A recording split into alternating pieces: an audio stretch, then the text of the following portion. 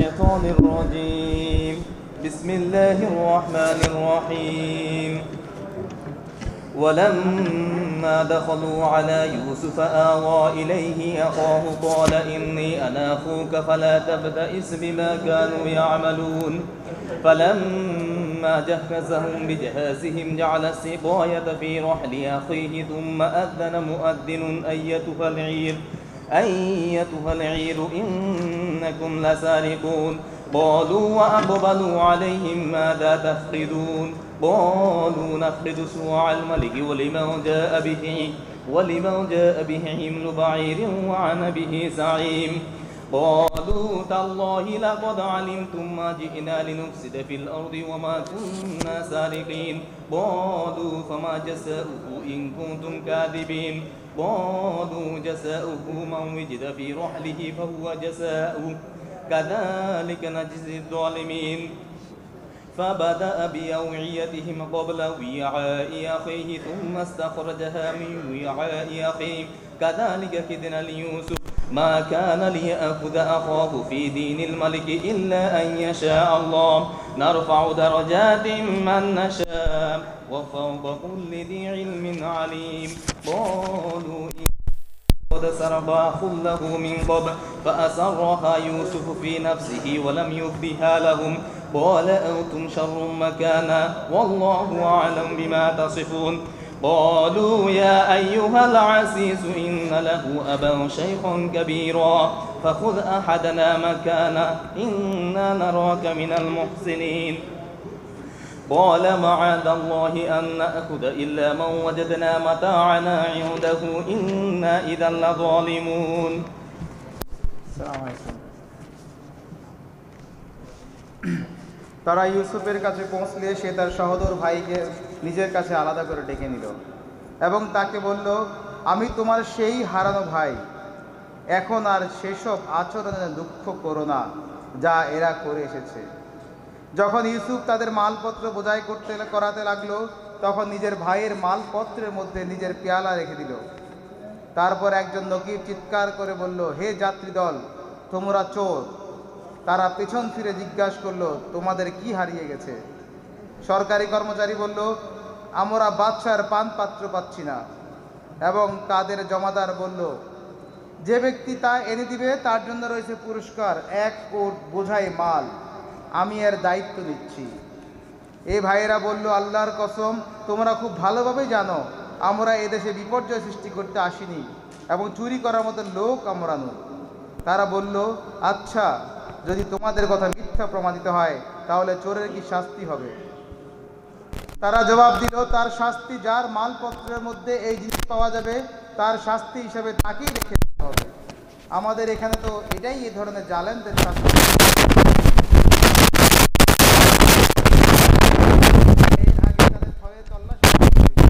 তারপর নিজের ভাইয়ের থলের জিনিস বের করে ফেলল।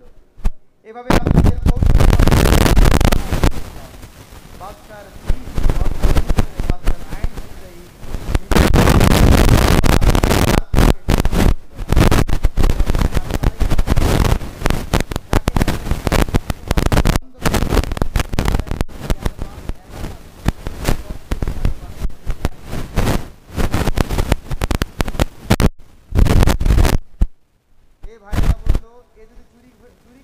তাহলে অবাক হবার কিছু নেই, কারণ এর আগে এই ভাইও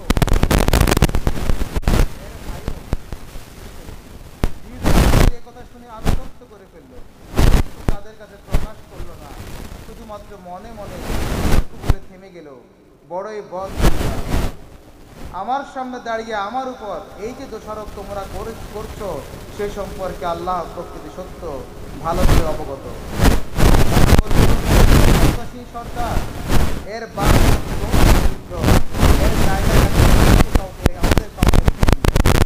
আমরা আপনাকে ইউসুফ বললেন, আল্লাহ কাউকে আমরা কেমন করে রাখতে পারি যার কাছে তাকে ছেড়ে দিয়ে অন্য কাউকে রাখলে আমরা জালেম হয়ে যাব।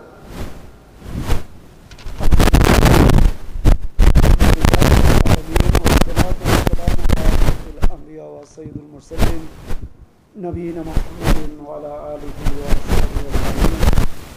সম্মানিত ভাই এবং পর্দার বোনেরা, আসসালামু আলাইকুম ওয়া রাহমাতুল্লাহি ওয়া বারাকাতুহু। সূরা ইউসুফের ধারাবাহিক তাফসীরের এই পর্যায়ে আমরা নবম দিকটি থেকে আমরা ইনশাআল্লাহ এখন আলোচনা করব। আমরা যেখানে শেষ করেছিলাম যে ইউসুফ তার ভাইদেরকে বলেছিল যে দেশ থেকে তোমাদের ভাইকে নিয়ে আসো, যদি তোমাদের ভাইকে নিয়ে না আসো তাহলে তোমাদেরকে আর সাথে সেই আলোচনা আমরা গতকালে শুনেছি। এবং তারা যে তাদের পাড়ার থেকে বলেছে তাদের ছোটো ভাই বিনিয়ামিনকে নিয়ে তারা হাজির হলো। বিনিয়ামিনকে হাজির হওয়ার পরে এরপরে ইউসুফ তার ভাইকে আলাদা করে ডেকে নিয়ে তার নিজের পরিচয় দান করলো। তারপরকে দান করে কিন্তু আপনাদের অন্য ভাইদের কাছে দেওয়ার প্রয়োজন নেই। তখন ছোটো ভাইকে রেখে দেওয়ার কীভাবে কোনো বুদ্ধি করা যায়, তখন বুদ্ধিকতা এটা করলো যে তারা ঘুরে যাবে। তখন ছোটো ভাইয়ের ইউসুফ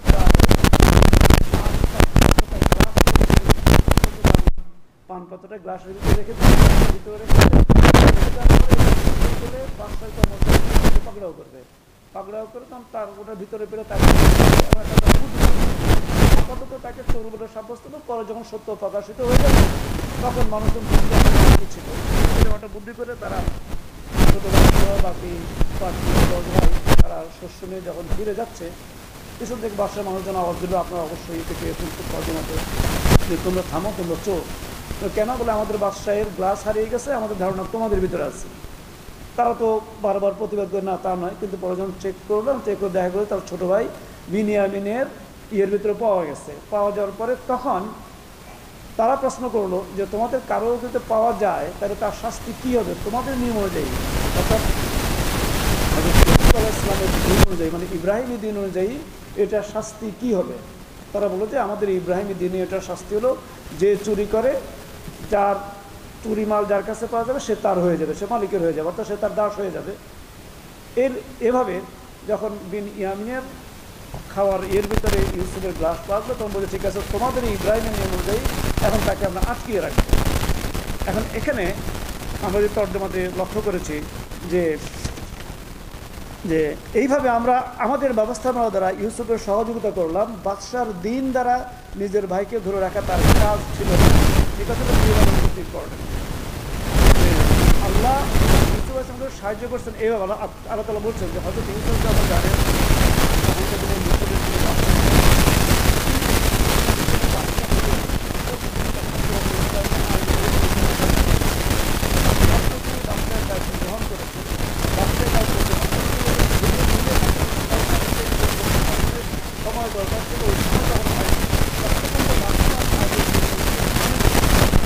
এখন তিনি ঠেকাতে বলে এখানে একটা অত্যন্ত হিকমত আছে যে দুনিয়াতে যখন কোনো ইসলামী ব্যবস্থা প্রতিষ্ঠিত থাকে না, তখন যারা ইসলামী ব্যবস্থা প্রতিষ্ঠিত করতে চায় তার জন্য একটা ক্রম অনুযায়ী ধীরে ধীরে মানে আল্লাহ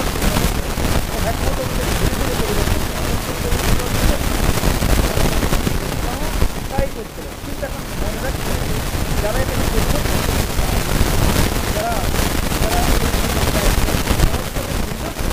ব্যক্তিগত ব্যাপারে পুরানো জাহিলি ব্যবস্থাকে যেন কখনোই ব্যবহার না করে। এই জন্য আল্লাহ রাব্বুল ইজ্জতের কাছে এটা শোভনীয় ছিল না যে ইউসুফ তার ভাইকে বাদশাহের আইন দ্বারা ধরে রাখবে। এই জন্য আল্লাহ রাব্বুল আল্লাহ তাআলা বলছেন আমি আমাদের গোপন ব্যবস্থা ইউসুফকে সাহায্য করতে, মানে তাদেরকে জিজ্ঞাসা করলো তোমাদের আইনে এটা কি। আল্লাহ তাদের মুখ দিয়ে বলাইলেন যে তোমাদের আইনে অর্থাৎ ইব্রাহিমী আইনে হযরত ইয়াকুবের নামে এটার ইয়ে আছে। এবং তারা বলছে আমাদের আইনে হলো যে যার কাছে মাল পাওয়া যাবে তাকে আটকে রাখবে। এভাবে আল্লাহ রাব্বুল ইজ্জত হযরত ইউসুফ আলাইহিস সালামকে সাহায্য করলেন। যদিও তিনি মিশরের বাদশাহ, যদিও তিনি তখন মিশরের আইনকে পুরোপুরি ইসলামিক করতে পারেন নাই, পুরাতন জাহেলিয়া অনুযায়ী চলতেছিল, কিন্তু জাহেলি আইন অনুযায়ী বাদশাহ হযরত ইউসুফ আলাইহিস সালাম একজন নবী, ওনার নিজের ব্যক্তিগত ব্যাপারে জাহেলিয়া আইনের সাহায্য নেওয়াটা আল্লাহ এটা পছন্দ করেননি। তো এভাবে তারা তাদের ভাইকে আটকে রাখলেন। فلما استيئسوا منه خلصوا نجيا قال كبيرهم ألم تعلموا أن أباكم قد أخذ عليكم موثقا من الله ومن قبل ما فرطتم في يوسف فلن أبرح الأرض حتى يأذن لي أبي أو يحكم الله لي وهو خير الحاكمين ارجعوا إلى أبيكم وقولوا يا أبانا إن ابنك إن ابنك سرق وما شهدنا إلا بما علمنا وما كنا للغيب حافظين واسأل القرية التي كنا فيها والعير التي أقبلنا فيها وإنا لصادقون قال بل سولت لكم أنفسكم أمرا فصبر جميل عسى الله أن يأتيني بهم جميعا إنه هو العليم الحكيم وتولى عنهم وقال يا آسف على يوسف وابيضت عيناه من الحزن فهو كظيم قالوا تالله تفتأ تذكر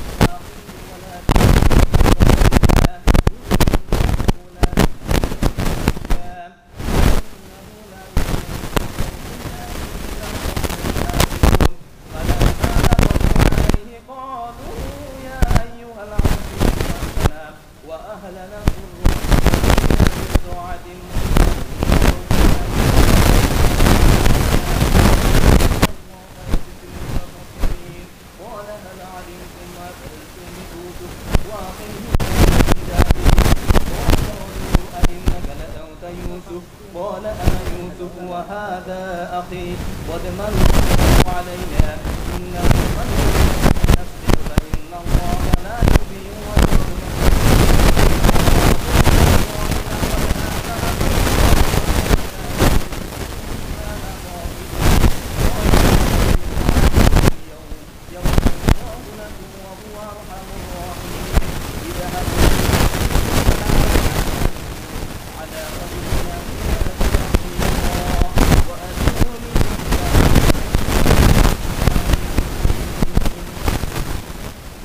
যখন তারা ইউসুফের কাছ থেকে বের হয়ে গেল তখন একান্ত পরামর্শ করতে লাগলো।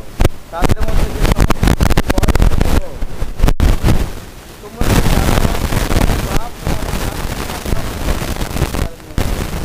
এবং ইউসুফের ব্যাপারে তোমাকে পরামর্শ করলো, তাও তোমরা জানো। এখন আমি তো এখান থেকে কখনোই যাব না এই পর্যন্ত না আমার বাপ আমাকে অনুমতি দেন অথবা আল্লাহ আমার ব্যাপারে ফয়সালা করেন। তোমরা তোমাদের বাপের কাছে ফিরে গিয়ে বলো, আব্বাজান আপনার ছেলে চুরি করেছে। আমরা তাকে চুরি করতে দেখিনি, যতটুকু আমরা জেনেছি কিন্তু যতটুকু এবং অর্থন করা তো আমাদের এখানকার লোকদেরকে জিজ্ঞেস করে দেখুন এবং কাফেলা আমরা ছিলাম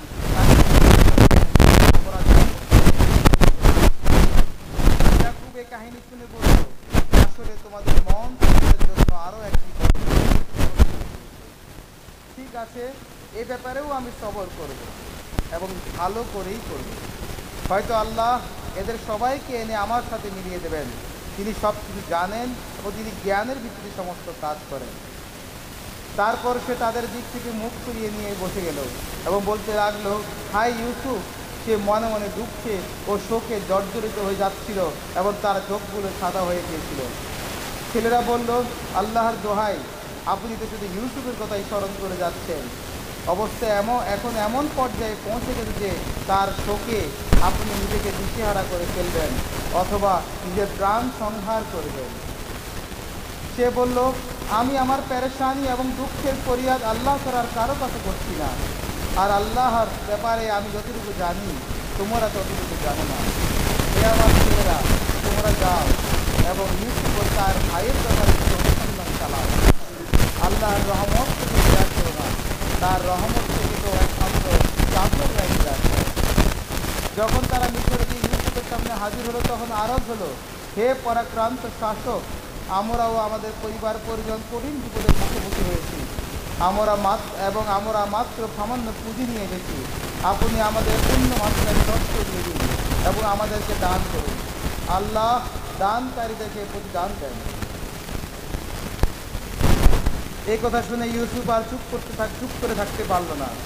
সে বলল, তোমরা কি জানো তোমরা ইউসুফ ও তার ভাইয়ের সাথে কি ব্যবহার করেছিলে যখন তোমরা অক্ষর ছিলে তারা চমকে উঠে বলল, হায় তুমি ইউসুফ নাকি? সে বলল, হ্যাঁ আমি ইউসুফ, এবং আমি এই আমার সহোদর। আল্লাহ আমাদের প্রতি অনুগ্রহ করেছেন।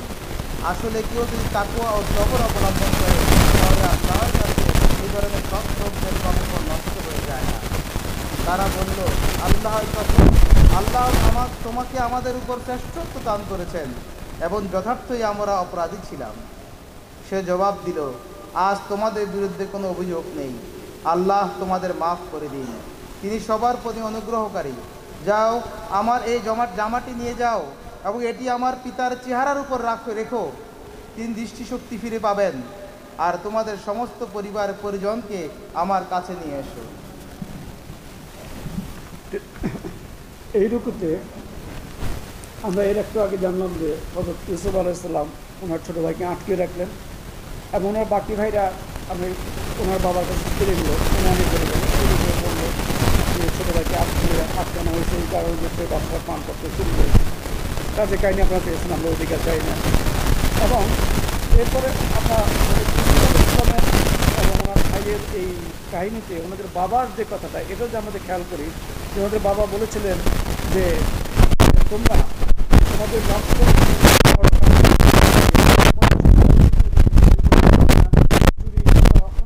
জানো, কিন্তু জানার পরে তোমরা এই অপবাদ নিয়ে কীভাবে তোমরা এটা যথাযথ প্রতিবাদ করলে না কেন? এবং এরপরে তিনি বললেন যে আমি আল্লাহর পক্ষ থেকে যা জানি তোমরা তা জানো না। আপনার এখানে আমাদের লক্ষ্য যদি করে থাকি যে তর্জমা, তিনি বলছেন যে ঠিক আছে তোমরা আবার ফিরে যাও, ইউসুফ এবং তার ভাইকে তোমরা খোঁজ করো। তার অর্থটা কি? তার অর্থ যে তারা যে ইউসুফকে মেরে ফেলেছে বলেছে তাই, কিন্তু সেটা উনি বলছেন আমি আল্লাহর পক্ষ থেকে আমি এমন কিছু জ্ঞান জানি যেটা তোমরা জানো না। তারা তো তিনি তখন নিশ্চিত জানতেন, আল্লাহর পক্ষ থেকে ওনার কাছে খবর ছিল যে ইউসুফ আছে, কিন্তু কোথায় আছে সেটা আল্লাহ ওনাকে বলেননি। এই জন্য তিনি বললেন তোমরা আবার যাও, তোমরা ইউসুফ এবং তার ভাইকে খুঁজে বের করো। এরপর তারা তো ফিরে গেল। ফিরে যাওয়ার পরে যখন তারা বাদশার কাছে গেল, বাদশার কাছে যে বাদশা মানে হযরত ইউসুফ আলাইহিস সালাম কাছে গেলেন, যে যখন এরপর তারা যখন অত্যন্ত কাতরভাবে বলল যে আমরা অত্যন্ত সামান্য পয়সা নিয়ে এসেছি, আপনি আমাদেরকে দান করুন, আপনি অত্যন্ত বড় মালিক এবং বড় আপনি খয়রাত দিন, আপনি এই কথাটা বলার পরে হযরত ইউসুফ আলাইহিস সালামের ধৈর্যের বাঁধ ভেঙে গেল। এতদিন তিনি এটাকে গোপন রাখছিলেন, এখন তিনি বললেন যে তোমরা তোমাদের ভাই ইউসুফের সাথে কোন ধরনের আচরণ করেছিলে?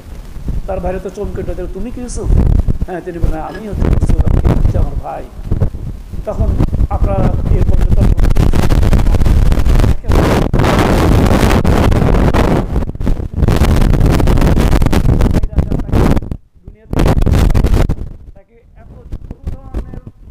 যত ধরনের কষ্ট দেওয়া সম্ভব সব ধরনের কষ্ট দিয়েছিল, তাকে দুনিয়া থেকে বিদায় করার জন্য চেষ্টা করেছিল।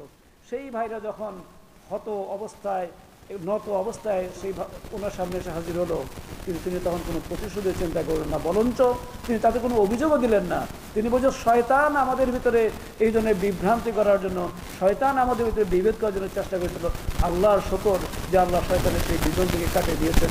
আজকে আর কারো বিরুদ্ধে আমার কোনো অভিযোগ নেই। এটা একটা সত্যিকারের ইমানদারের ইয়ে। আর হযরত ইয়াকুব আলাইহিস সালামের, ইউসুফ আলাইহিস সালামের বাবার যে কাহিনীটা আমাদের উনি বারবার বলছেন যে আল্লাহর রহমত থেকে কখনোই হতাশ হতে নেই। আল্লাহর রহমত থেকে হতাশা একমাত্র কাফের ছাড়া আর কেউ হতাশ হয় না।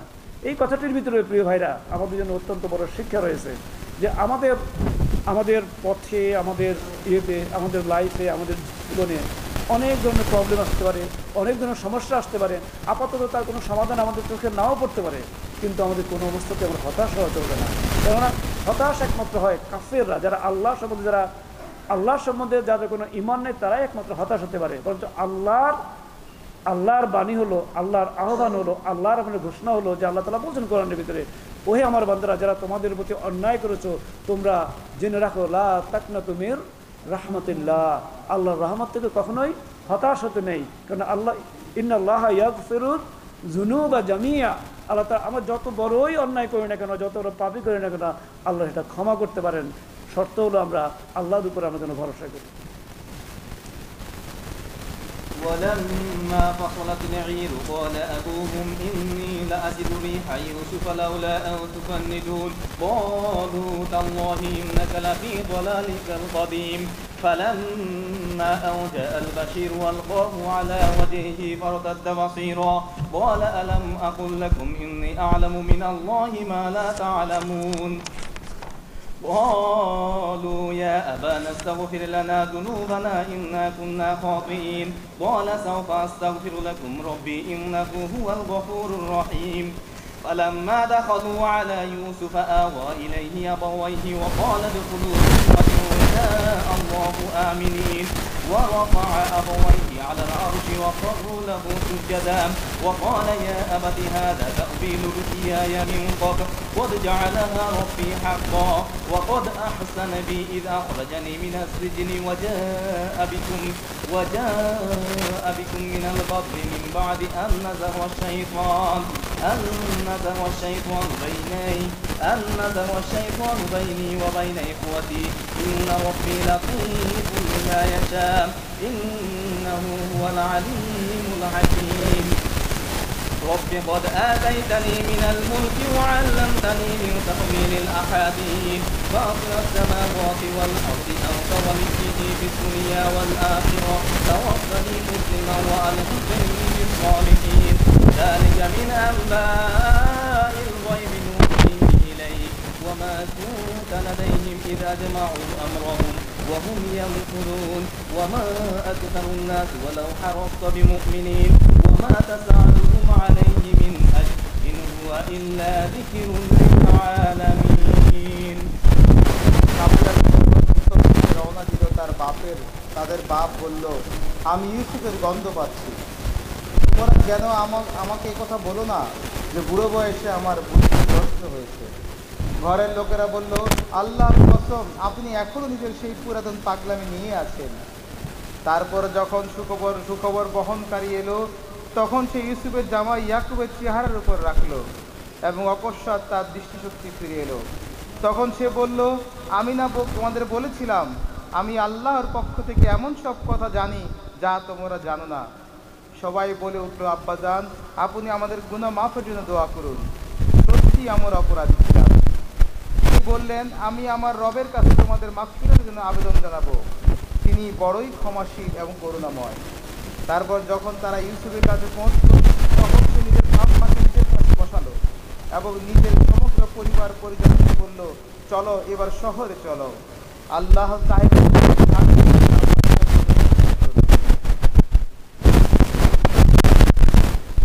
শহরে প্রবেশ করার পর নিজের বাপ-মাকে উঠিয়ে নিজের পাশে বসালেন এবং সবাই তার সম্মানে স্বতঃস্ফূর্তভাবে সিজদায় বসে পড়ল ইউসুফ বলল আব্বাজান আমি ইতিপূর্বে স্বপ্ন দেখেছিলাম এ হচ্ছে তার তাবির আমার রব পরিণত করেছেন আমার অনুগ্রহ হিসেবে তিনি আমাকে কারাগার থেকে বের করেছেন এবং আপনাদেরকে মরু অঞ্চল থেকে এনে আমার সাথে মিলিয়ে দিয়েছেন অথচ শয়তান আমারও আমার ভাইদের মধ্যে বিরোধ সৃষ্টি দিয়েছিল আসলে আমার রব অননুগত ব্যবস্থাপনার মাধ্যমে তার ইচ্ছা পূর্ণ করেন নিঃসন্দেহে তিনি সব কিছু জানেন ও সুগভীর প্রজ্ঞার অধিকারী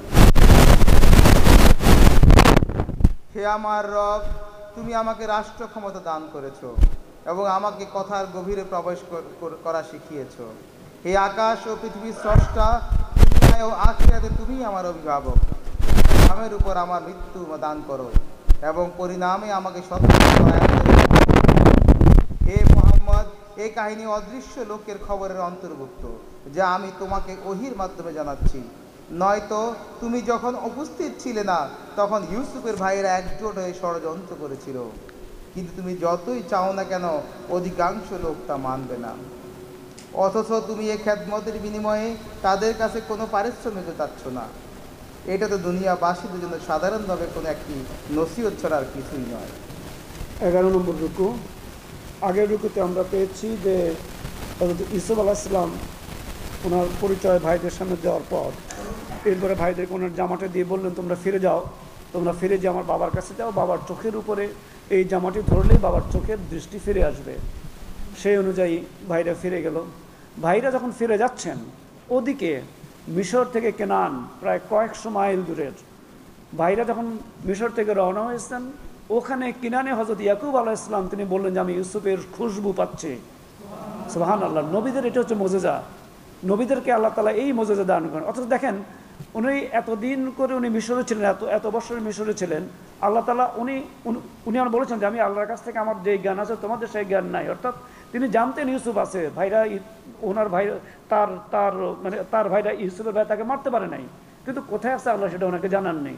কিন্তু যখনই ভেদ প্রকাশিত হয়ে গেল, ইউসুফের পরিচয়, তার ভাইয়ের সঙ্গে পরিচয়টা প্রকাশ হয়ে গেল, ইউসুফের ভাই জানিয়ে দিলেন এর তার বিপরীতে ওনার পরিবারের লোকরা যে উত্তর দিয়েছে, আপনি যদি খেয়াল করেন যে আপনার সেই পুরাতন পাগলামি এখন আপনাকে পেয়ে বসছে। এটাই হলো পৃথিবীর মানে অধিকাংশ দেখা যায় যে যারা সৎ লোক, মানে সৎ লোক তাদের পরিবার পরিজন ঠিক ওই মাপের হয় না।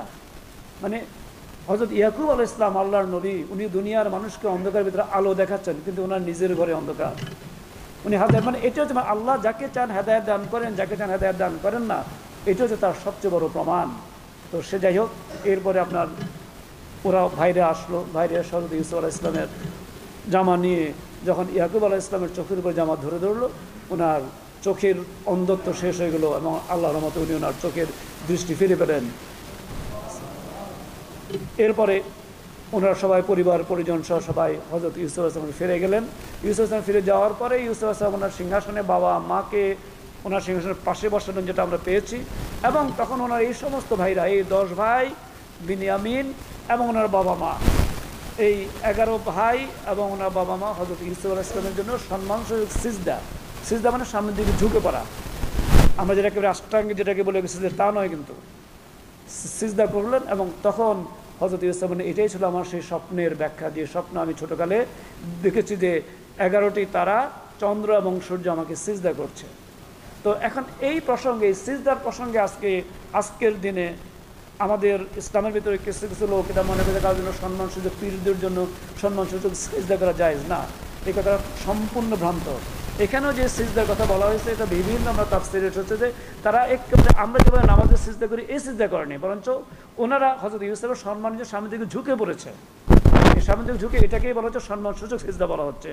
তো এরপরে আমরা যদি দেখি যে ওনাদের মিলানোর পরে যে দোয়াটা আমরা লক্ষ্য করি যে আল্লাহ তুমি আমাকে দয়া করে রাষ্ট্র ক্ষমতা দান করেছো, সমস্ত সূক্ষ্ম তত্ত্ব অনুধাবন করিয়েছ, যে আমাকে তুমি ইসলামের উপর কায়েম রাখো এবং নেককার লোকদের ভিতর সাথে মিলিয়ে দাও। এটাই হচ্ছে আসল কথা প্রিয় ভাই। একজন ইমানদারের চাওয়া, একজন ইমানদারের মূল চাওয়াই হচ্ছে সে যেন তার পুরো জীবন, সে যেই অবস্থাতেই থাকুক না কেন, ভালো অথবা খারাপ, স্বাচ্ছন্দ্যে অথবা আপনার দুর্যোগের ভিতরে, যে অবস্থা থাকুক না, একটা ইমানদারের প্রতি মুহূর্তে আল্লাহ রাব্বুল ইজ্জতের চাওয়া হচ্ছে সে যেন ইমানের উপর টিকে থাকে, ইসলামের উপর টিকে থাকে এবং তার শেষ পরিণতিটা যেন নেককার লোকদের সাথেই হয়। এবং আমাদের সবার চাওয়া হওয়া উচিত যে আমরা যেন সবসময় যে অবস্থায় থাকি কেন কেন আমরা যেন ইসলামের উপরে টিকে থাকি, ইমানের উপরে টিকে থাকি এবং আমার শেষ পরিণতিটা যেন ইমানদারদের সঙ্গেই যেন হয়। এখন এই কথার সাথে সাথে হযরত ইউসুফ আলাইহিস সালামের কাহিনী মোটামুটি শেষ হয়ে গেল। তো এই কাহিনী প্রসঙ্গে আমি আপনাদেরকে একটা জিনিসের দিকে আপনাদের দৃষ্টিকে নিবদ্ধ করতে চাই, যে এই কাহিনীর ভিতরে আমরা কোথাও কি পেয়েছি যে হযরত ইউসুফ আলাইহিস সালাম ওই যে ওনার প্রথম মালিক তার স্ত্রী তাকে তিনি কখনো বিয়ে করেছেন, কখনো এমন কোনো কাহিনী এসেছে কি? অথচ আমাদের ভিতরে, আমাদের সমাজের ভিতরে প্রচলিত ধারণা আছে সেই ইউসুফ জুলেখার প্রেম কাহিনী, এই সে কত ধরনের কাহিনী আছে না? এই সমস্ত কাহিনীর একদম ভিত্তিহীন কাহিনী, না এটা হাদিসে আছে না এটা কোরআনে আছে, এটা কোথাও নেই। আমরা যেন এই বিভ্রান্তি থেকে যেন ধরে থাকি। এটা হচ্ছে আপনার ইহুদিদের একটা চক্রান্ত মতো, ওদের এবং কাহিনী আছে, এটা ভিত্তি নেই না হাদিস এবং না আপনার কোরআনে, বরঞ্চ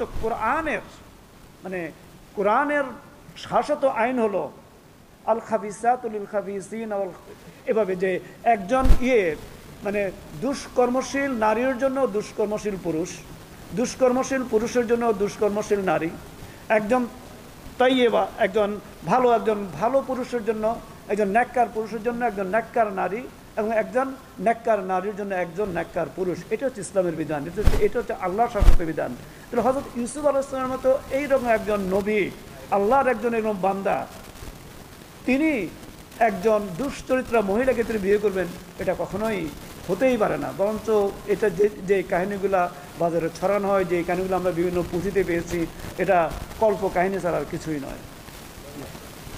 وكأي من آية في السماوات والأرض يمرون عليها وهم عنها معرضون وما يؤمن أكثرهم بالله إلا وهم مشركون أفأمنوا أو تأتيهم غاشية من عذاب الله أو تأتيهم الساعة بغتة وهم لا يشعرون قل هذه سبيلي أدعو إلى الله على بصيرة أنا ومن اتبعني وسبحان الله وما أنا من المشركين وما أرسلنا من قبلك إلا رجالا نوحي إليهم من أهل القرى أفلم يسيروا في الأرض فينظروا كيف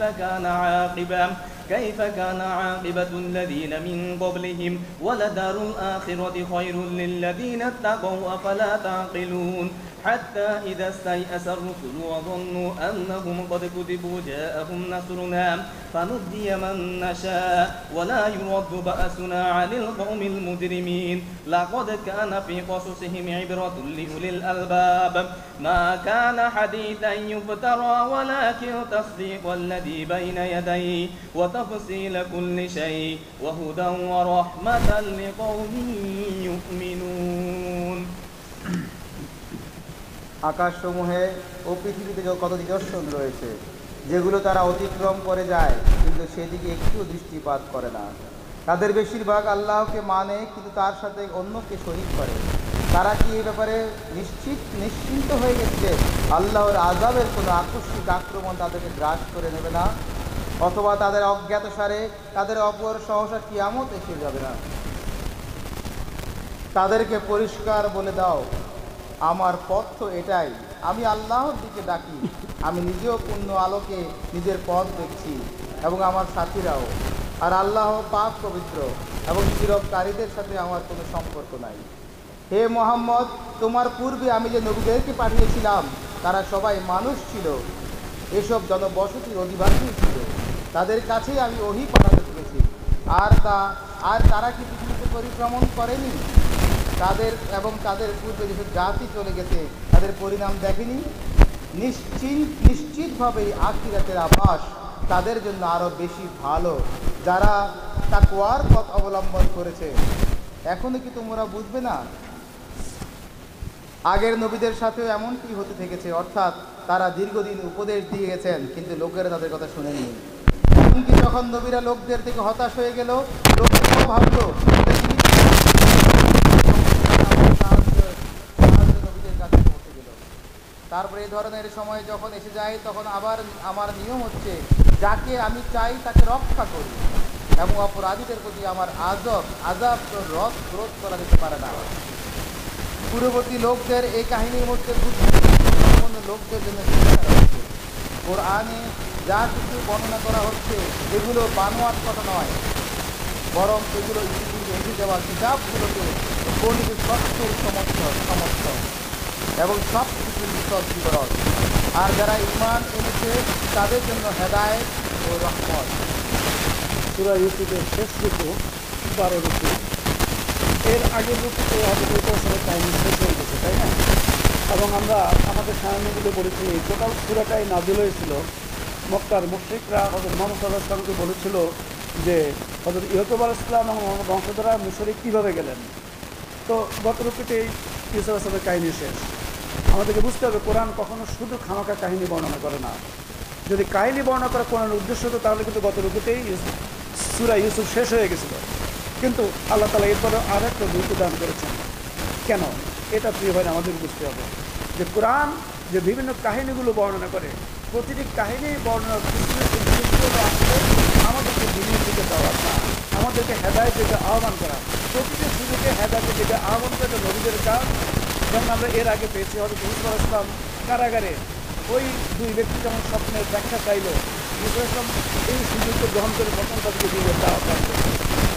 এখানেও ঠিক তেমনি আপনার হযরত ইউসুফের কাহিনী শেষ হয়ে যাওয়ার পরে সাথে সাথেই হযরত মুহাম্মদ সাল্লাল্লাহু আলাইহি ওয়াসাল্লাম আল্লাহ তাআলা এই সুযোগ দিলেন যে এই কাহিনী বলার প্রেক্ষিতে এত সুন্দর মক্কার মুশরিকরা যারা তন্ময় আপনার এই কাহিনী শুনছে, ইউসুফের কাহিনী শুনছে, তাদেরকে এই সুযোগ আপনি দিলে দেওয়ার জন্য কি বললেন যে ওহে মানুষরা, তোমার তাকিয়ে দেখো চতুর্দিকে, আসমান এবং জমিনের দিকে তোমাদের চতুর্দিকে তাকিয়ে দেখো, মানুষের চোখ নিয়ে তাকিয়ে দেখো, প্রচুর চোখ নিয়ে নয়, মানুষের চোখ নিয়ে তোমার তাকিয়ে দেখো, তাহলে কিন্তু এর ভিতরে অনেক উদাহরণ রয়ে গেছে। এর ভিতরে স্পষ্ট উদাহরণকে এই সমস্ত কিছু নিয়ন্তা, এই সমস্ত কিছুকে ব্যবস্থাপনা করছেন এক মহাশক্তিধর, তিনি আর কেউ নেই, তিনি হচ্ছেন আমার রব, তিনি হচ্ছেন আমাদের সবার রব, আল্লাহ রাব্বুল ইজ্জত। কাজে তোমরা তার দিকেই ফিরে আসো। এইভাবে কোরআন তার দাওয়াত দান করতেছে মানুষজনকে, এবং এই দাওয়াত দান করার পরে এরপর তাদের বলছে, তাদের হুঁশিয়ার করে দেওয়া হচ্ছে, এই যে তোমরা আজকে মসজিদে হেসে খেলে জীবনযাপন করছো, আল্লাহর নাফরমানি করছো, তোমরা কীভাবে নিশ্চিত হয়ে গেলে তোমাদের সময় তখন শেষ হয়ে যাবে। তোমাদের সময় একটি সময় আসলে তোমাদের অবশ্যই তোমাদের সময় শেষ হয়ে যাবে, তোমাদেরকে আমার দেওয়ার সুযোগ শেষ হয়ে যাবে। সেই আমার দেওয়ার সুযোগ শেষ হওয়ার আগেই তোমরা যথার্থই আল্লাহর বান্দা হিসাবে ঈমান গ্রহণ করো, ঈমানের দিকে ফিরে যাচ্ছে। এই আহ্বান কোরআন চিরকাল মানুষদেরকে দান করেছে, এবং কিয়ামত পর্যন্ত মানুষদেরকে কোরআন এই আহ্বান দান করে। আমাদের জন্য কোরআনের ঠিক একই আহ্বান, আমাদের জন্য এই সূরা ইউসুফের শেষের দিকের এই রুকু একই আহ্বান, যে আমরা যেন আমাদের দিকে ফিরে যাই, আমরা যেন আমাদের নিজের জীবনের দিকে তাকাই। আমার নিজের জীবনে অসংখ্য পাপ আছে প্রিয় ভাইরা। আল্লাহর একটা বড় রহমত হলো যে তিনি আমাদের পাপগুলোকে গোপন করে রাখেন। আমাদের পাপগুলো যদি প্রকাশ হতো, আজকে এই যে আমি আপনাদের সামনে কথা বলছি, আপনার কেউ আমার কথা শুনতেন না। এটা হলো মানে আল্লাহ, কিন্তু আল্লাহ এই যে সুযোগ দান করছে আমাদেরকে, এটা এই জন্য দিচ্ছেন যে আমাদের পাপগুলো গোপন রাখছেন, এই জন্য আমাদের মধ্যে তওবা করি, আমরা যেন তওবা করে আমরা আমাদের কৃতকর্মের জন্য কেঁদে কেঁদে আল্লাহর কাছে তওবা করে আমার দিনের দিকে ফিরে আসি, এবং সামনে যেন আমরা যেন আরো বেশি বেশি নেক কাজ করে আল্লাহর প্রিয় হতে পারি। আল্লাহ যেন আমাদেরকে তওবা দান করেন। أعوذ بالله من الشيطان الرجيم. بسم الله الرحمن الرحيم. ألف لام تلك آيات الكتاب والذي أنزل إليك من ربك الحق ولكن أكثر الناس والذي أنزل إليك من ربك الحق ولكن أكثر الناس لا يؤمنون. الله الذي رفع السماوات بغير عمد ترونها ثم استوى على العرش وسخر الشمس والقمر كل يجري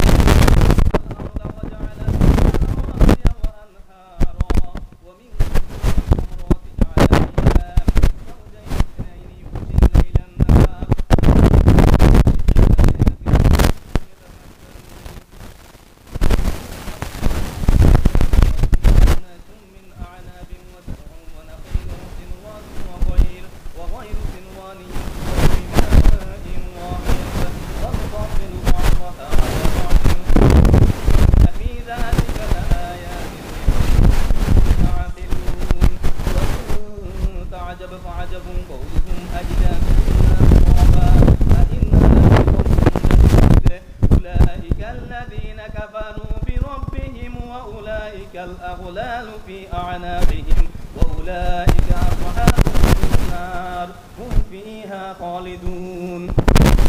ويستعجلونك بالسيئة قبل الحسنة وقد خلت من قبلهم المثلات وإن ربك لذو مغفرة للناس على ذنوبهم وإن ربك لشديد العقاب.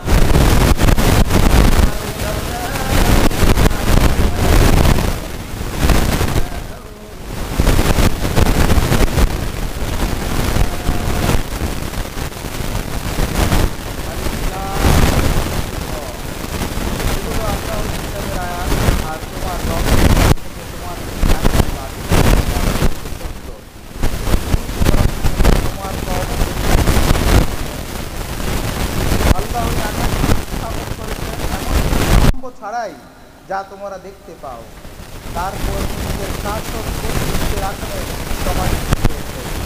আর এই পুত্র ও সর্বশক্তি আগের ব্যবস্থার মধ্যে আল্লাহ নির্দেশনাবলী পুলিশকে বর্ণনা করে। সম্ভবত তোমরা নিজেদের রবের সাথে তাকে ব্যবহার করতে আর এর মধ্যে পাহাড়ের সবাইকে করেছেন, করেছেন জোড়ায় জোড়ায়, এবং তিনি রাত দিয়ে ঢেকে ফেলেন। সমস্ত জিনিসের বহুতর নিদর্শন রয়েছে তাদের জন্য যারা চিন্তা ভাবনা করে। আর দেখো, পৃথিবীতে রয়েছে পরস্পর সংলগ্ন আলাদা আলাদা ভূখণ্ড, রয়েছে আঙ্গুর বাগান, শস্য ক্ষেত, খেজুর গাছ, কিছু একাধিক কাণ্ড বিশিষ্ট, আবার কিছু এক কাণ্ড বিশিষ্ট। সবাই সিঞ্চিত একই পানিতে, কিন্তু তাদের ক্ষেত্রে আমি করে দিই তাদের কোনোটাকে বেশি ভালো এবং কোনোটাকে কম ভালো। এসব জিনিসের মধ্যে যারা বুদ্ধিকে কাজে লাগায় তাদের জন্য রয়েছে বহুতর নিদর্শন। যখন তুমি বিস্মিত হও তাহলে লোকদের এ কথাটাই বিস্ময়কর, মরে মাটিতে মিশে যাবার পর কি আমাদের আবার নতুন করে পয়দা করা হবে? এরা এমন সব লোক যারা নিজেদের রবের সাথে কুফরি করছে। এরা এমন সব লোক যাদের গলায় শেকল পরানো আছে। এরা জাহান্নামী এবং চিরকাল জাহান্নামেই থাকবে। এ লোকেরা ভালোর পূর্বের মন্দের জন্য হুড়াহুড়ি তাড়াহুড়া করছে, অথচ এদের আগে যারা এই নীতি অবলম্বন করেছে তাদের উপর আল্লাহর আযাবের বড় বড় বহু শিক্ষণীয় দৃষ্টান্ত দিতে হয়ে গেছে। এই কথা সত্য, তোমার রব লোকদের বাড়াবাড়ি সত্ত্বেও তাদের প্রতি ক্ষমাশীল। আবার এই কথাও সত্য যে তোমার রব কঠোর শাস্তিদাতা। যারা তোমাদের কথা মেনে নিতে অস্বীকার করেছে তারা বলে, এ ব্যক্তির উপর এর রবের পক্ষ থেকে কোনো নিদর্শন অবতীর্ণ হয়নি কেন?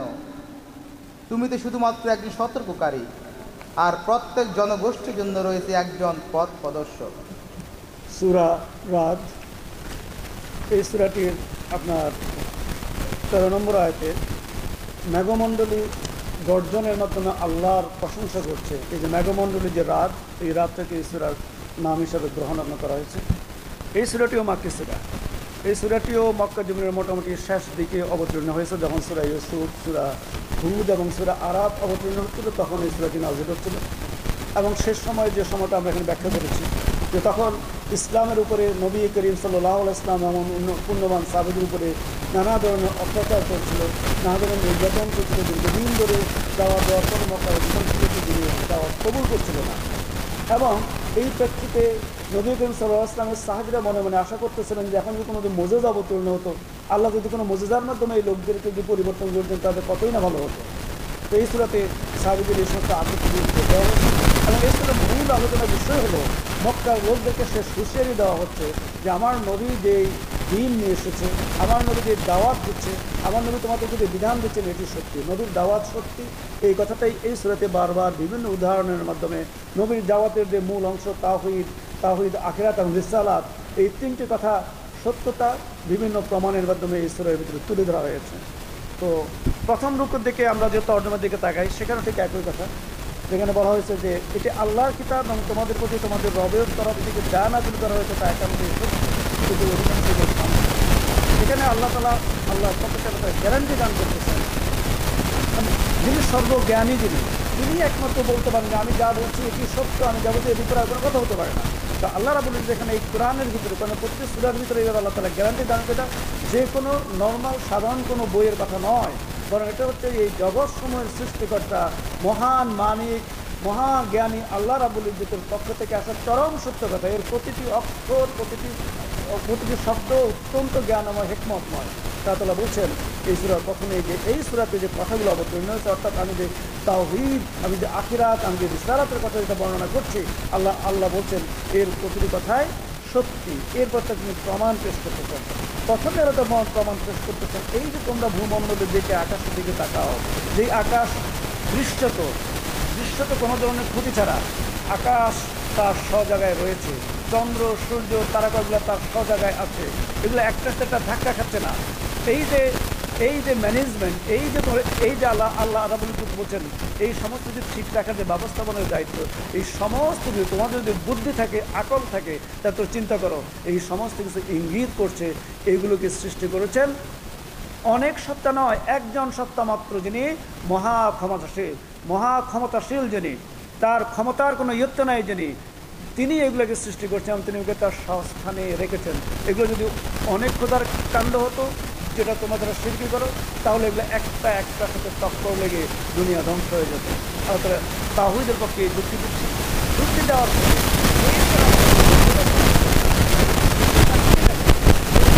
নির্দিষ্ট মেয়াদ আছে, একটা নির্দিষ্ট মেয়াদ করে শেষ হয়ে যাচ্ছে। কিন্তু তোমরা যে সৃষ্টি, তোমরা তোমাদের দিকে তাকিয়ে দেবো, তোমরাও দুনিয়াতে একটা নির্দিষ্ট সময় পরে দুনিয়ার দিকে তোমরা বাধ্য হয়ে চলে যেতে বাধ্য হও। এইটা প্রমাণ করছে যে আখিরাত আছে, যে আখিরাতের যে ব্যাপারটা আল্লাহ তাআলা এভাবে এখানে যুক্তি দিয়ে প্রমাণ করছেন। প্রমাণ করার পরে এরপরে আল্লাহ রাব্বুল ইজ্জত আবার তার তাওহীদের বর্ণনা দান করছেন। আল্লাহ তাআলা বলছেন, তুমি তোমার চতুর্দিকে তাকিয়ে দেখো এই দুনিয়াটাকে। এবং আজকের দিনে আমাদের বিজ্ঞানের দ্বারা, আজকের দিনে আমাদের বুঝে অত্যন্ত সহজ।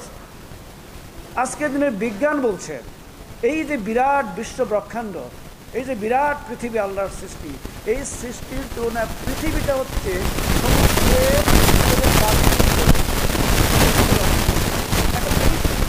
আল্লাহ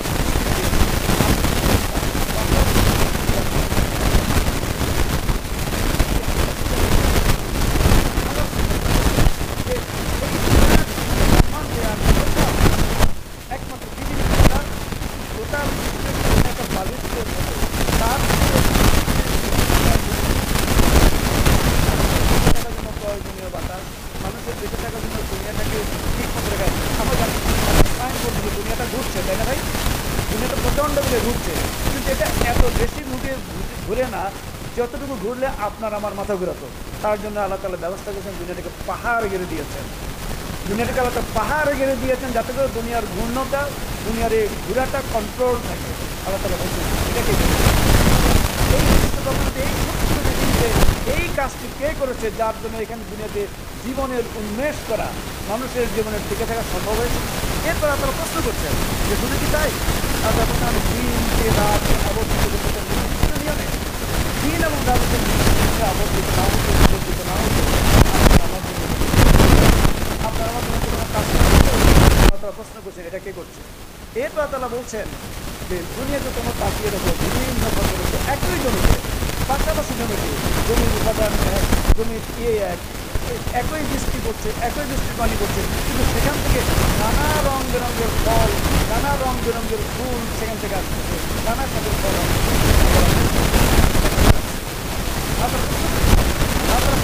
একমাত্র আল্লাহ রাব্বুল ইজ্জত তারা একজন মহান হাকিম তারা, মহান জ্ঞানবান তারা তারা এই প্রশ্নগুলি করে এরপরে আপনারা বলছেন এই মহান জ্ঞানবান তিনি এরপরে প্রশ্ন করছেন তোমাদেরকে আবার এবং আরবের আজকের জন্য যারা আল্লাহ সম্বন্ধে সন্দেহবাদীরা এটা সবচেয়ে আশ্চর্যিত হয় যে আমরা মরে গেলে আমাদের হাড়গুলো মাটির সাথে এসে গেলে আমাদেরকে আবার কীভাবে উঠোন হবে। আল্লাহ তাআলা বলছেন এর আগের যে বড় বড় কাজগুলো, এই বিরাট পৃথিবীকে কন্ট্রোল করা, এই বিরাট পৃথিবীকে ব্যবস্থাপনা করা, সব জায়গায় রাখা, এটা যে আমার দ্বারা সম্ভব হয়, তোমাদেরকে সৃষ্টি করা যদি আমার দ্বারা সম্ভব হয়, তাহলে তোমাদের মৃত্যুর আবার বলছেন আম তোমার কেন আমি সামাই বানা। আল্লাহ তাআলা জায়গায় বলছেন এই বিরাট আকাশ এবং পৃথিবী বানানোটা সহজ নাকি তোমার মতো ছোট্ট একটা মানুষ বানানোটা সহজ? সহজ আমাদের জ্ঞান কি বলে? আল্লাহ তাআলা সেটাই বলছেন যে তুমি তোমার জ্ঞান, তুমি তোমার আকল যদি ব্যবহার করো তাহলে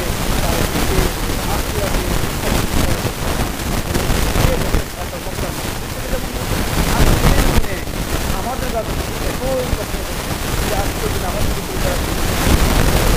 আমাদের যারা আল্লাহ সম্পর্কে যারা গাফেল হয়েছে তাদের যারা তারা এই ধরনের জানানোর মাধ্যমে আল্লাহ চান না তার কোনো বান্দা গাফিলতির কারণে, অন্যায়ের কারণে শাস্তির ভাগিদার তিনি চান এই মাধ্যমে আমাদেরকে তার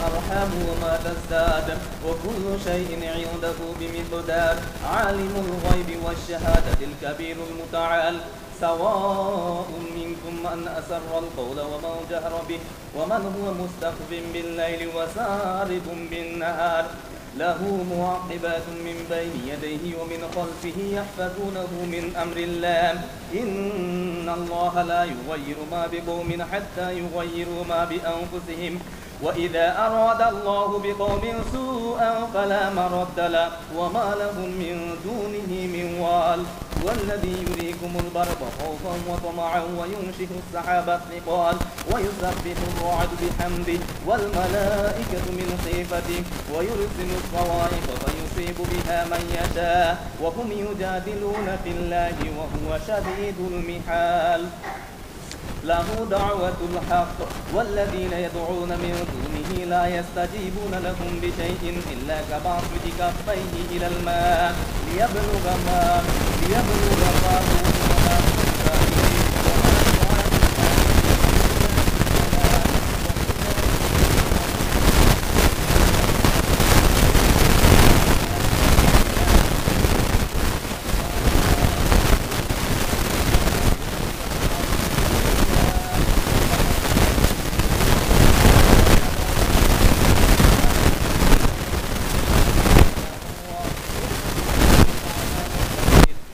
تستوي الظلمات والنور أم جعلوا لله شركاء خلقوا كخلقه فتشابه الخلق عليهم قل الله خالق كل شيء وهو الواحد القهار أنزل من السماء ماء فسالت أودية بقدرها فاحتمل السيل زبدا رابيا ومما يوقدون عليه في النار ابتغاء حلية أو متاع زبد مثله كذلك يضرب الله الحق والباطل فأما الزبد فيذهب وأما ما ينفع الناس فيمكث في الأرض كذلك يضرب الله الأمثال الذين استجابوا لربهم الحسنى والذين لم يستجيبوا جميعا ما في الأرض جميعا ومثله معه لافتدوا به أولئك لهم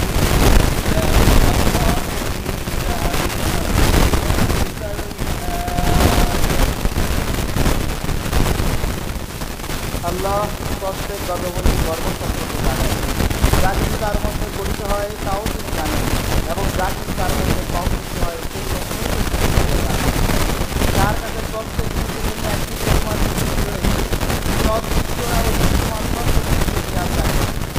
মহান ও সর্বাবস্থায় সবার উপর অবস্থান করে। তোমাদের মধ্যে কোনো ব্যক্তি জোরে কথা বলুক বা কিছু কথা বলুক এবং কেউ রাতের আধারে আলোয় সামনে ও পিছনে তার নিযুক্ত পাহারাদার রেখে রয়েছে, যারা আল্লাহ রুকুমে তার দেখাশোনা করছে। আসলে আল্লাহ ততক্ষণ পর্যন্ত কোনো জাতির অবস্থা বদলান না যতক্ষণ না তারা নিজেরা নিজেদের গুণাবলী বদলে ফেলে। আর আল্লাহ যখন কোন জাতিকে দুর্ভাগ্য কবলিত করার ফয়সালা করে ফেলেন তখন তারা রদ করায় তা রদ হতে পারে না এবং আল্লাহর মোকাবেলায় এমন জাতির কোনো সহায় ও সাহায্যকারী হতে পারে না। তিনি তোমাদের সামনে বিজলি চমকান, যা দেখে তোমাদের মধ্যে আশঙ্কার সঞ্চার হয়, আবার আশাও জাগে।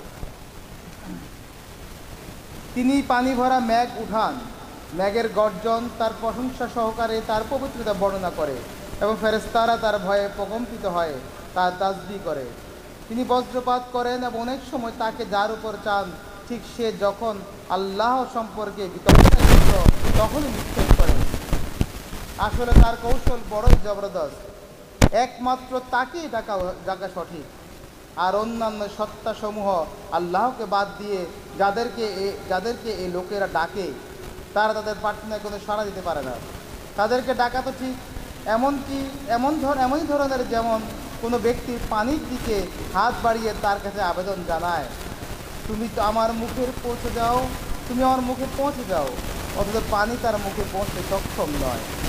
ঠিক এমনইভাবে কাফেরদের দোয়াও একটি লক্ষ্যভ্রষ্ট তীর ছাড়া আর কিছুই নয়।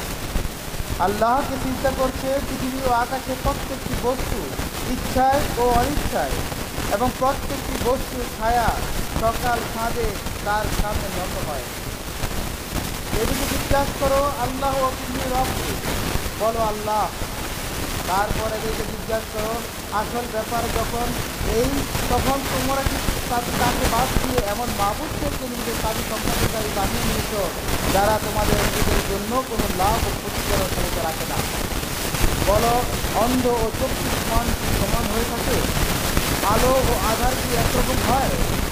যদি এমন না হয় তাহলে তাদের বাংলাদেশও কি আল্লাহর মধ্যে যে কারণে তারাও বলো,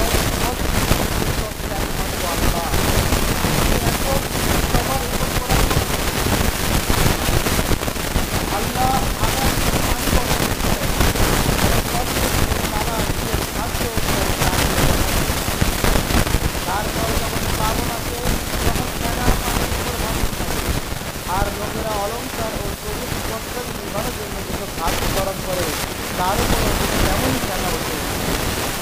এই সময় আল্লাহকে আল্লাহ হক ও বাতিলের দিকে ক্যামেরা ফিরে যায় এবং যে বস্তুটি মানুষের স্থায়ী হয় তার জমি ফিরে যায়। এভাবে আল্লাহ তোমার কাজ নিজের কথা বুঝিয়ে থাকে।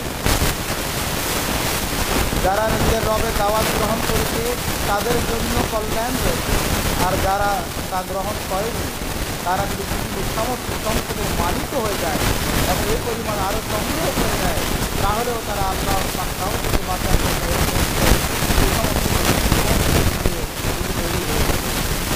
এদের হিসাব নেওয়া আবার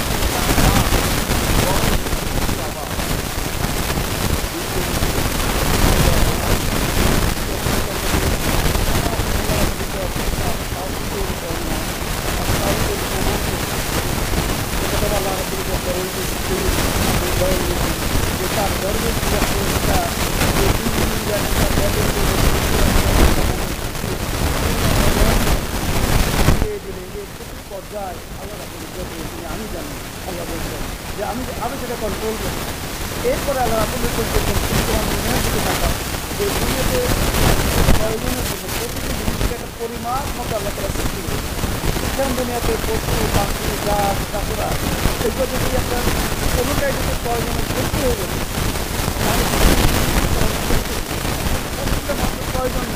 প্রয়োজনের বেশি কিছু হয় না। আর তাহলে এমন একটা পদ্ধতি ঠিক করে দিয়েছেন দুনিয়াতে কোনো কোনো একটা জীব দিয়ে ভর্তি হয়ে যায় না, গরু দিয়ে ভর্তি হয়ে যায় না, গাভী দিয়ে ভর্তি হয়ে যায় না, পোকা দিয়ে ভর্তি হয়ে যায় না, এক ধরনের গাছ দিয়ে ভর্তি হয়ে যায় না। প্রতিটি জিনিস মানুষের প্রয়োজন প্রয়োজনও করেছে। এই যে ব্যবস্থা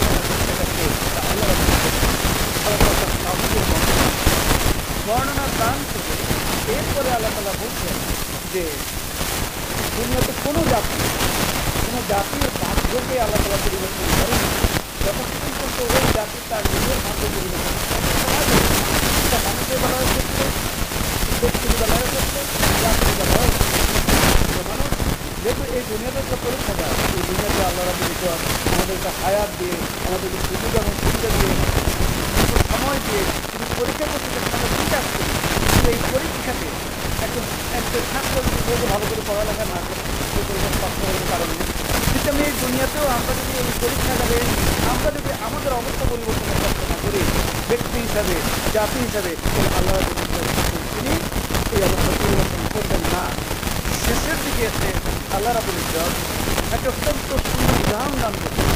এখন দুনিয়াতে নবীরা আসেন যে নবীরা যে দিনের প্রচার করেন হেদায়েতের দিন আহ্বান, এটা বৃষ্টির মতো যে আকাশ থেকে যখন বৃষ্টি পড়ে তখন নদী নালা খাল বিল তার নিজ সামর্থ্য দিয়ে পানি নেয়।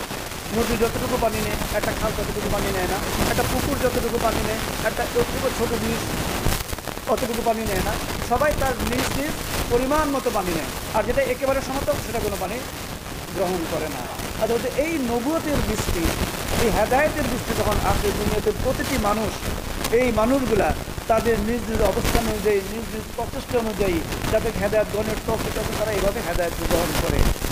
আর যাদের হেদায়েত গ্রহণের তৌফিক নাই, যাদের মন অন্ধ হয়ে গেছে, যাদের হৃদয় যাদের মরে গিয়েছে, তারা ওই সমান জমির মতো, তাদের উপরে নবুয়তের বৃষ্টি পড়তেছে, আল্লাহর নবীর আহ্বান তাদের কানে ঢুকতেছে, কিন্তু এক কান দিয়ে ঢুকে আর এক কান দিকে বেরিয়ে যায়। এবং এটা আজকের দিনেও সত্যি। আজকে দেখবেন যখন মানুষকে দিনের দাওয়াত দেওয়া হয়, মানুষকে কোরআনের মাহফিলের দাওয়াত দেওয়া হয়, মানুষকে নামাজের দাওয়াত দেওয়া হয়, কিন্তু কিছু লোক আছে, কিছু হতভম্ব লোক আছে, তাদের কর্মের এটা ঢুকে না। এরপরে আল্লাহ তাআলা এটা বলছেন, অত্যন্ত ইম্পর্টেন্ট আল্লাহ তাআলা বলছেন, এই বৃষ্টি হওয়ার পরে, জমিনে বৃষ্টি হওয়ার পরে কি হয়? জমিনে প্রথম যে জিনিসটা ভেসে উঠে জমিনের ভিতরে, সেটা হলো কি? খড় পুরা আবর্জনা, তাই না? খড় পুরা আবর্জনাগুলো প্রথম পানির উপরে ভেসে ওঠে এবং তাদের ঘুরাতে মনে তারা অনেক শক্তিশালী, তারা নিজেদেরকে অনেক বেশি দেখাচ্ছে, কিন্তু আল্লাহ তাআলা বলছেন অচিরেই স্রোত তাদেরকে ধ্বংস করে সমুদ্রে নিয়ে যায়। অর্থাৎ বলছেন দিনের দাওয়াত যখন দুনিয়াতে দেওয়া হয়, নবীর দাওয়াত যখন দেওয়া হয়, এবং আজকে যদি ইসলামের দাওয়াত দেওয়া হয়, ইসলাম বিরোধী যারা, তারা অত্যন্ত লাফায়, অত্যন্ত ফাল করে, তারা দেখে মনে হয় যে তাদেরই যদি দুনিয়াতে অনেক শক্তি। আল্লাহ তাআলা বলছেন না, তাদের অবস্থা যে ফেনার মতো, তাদের হচ্ছে খড়কুড়ার মতো, অচিরেই তারা ভেসে চলে যাবে। আল্লাহ তাআলা এই আয়াত দিয়ে, এই উদাহরণ দিয়ে এবং তারা বলছেন তোমাদের সবচেয়ে দামি স্বর্ণ, রৌপ্য, লোহা, এগুলো দিয়ে তোমরা যখন উপকারের জিনিস বানাও, এগুলোকে যখন আগুনে গরম করো, প্রথম ফেনাগুলো ভেসে ওঠে, ময়লাগুলো ভেসে ওঠে, মনে হচ্ছে যে এটা শুধু ময়লাই আছে, কিন্তু অচিরেই এই ময়লাটা শেষ হয়ে যায়। ঠিক তেমনি দুনিয়াতে যখন কেউ দিনের দাওয়াত দেয়, নবী রাসূল যখন দিনের দাওয়াত দেন, এবং আজকেও যখন কোনো সমাজে দিনের দাওয়াত দেওয়া হয়, তো সেই সমাজের এই দিনের দাওয়াতের প্রেক্ষিতে যারা বিরোধিতা করে, তারা অত্যন্ত লাফালাফি স্টার্ট করে।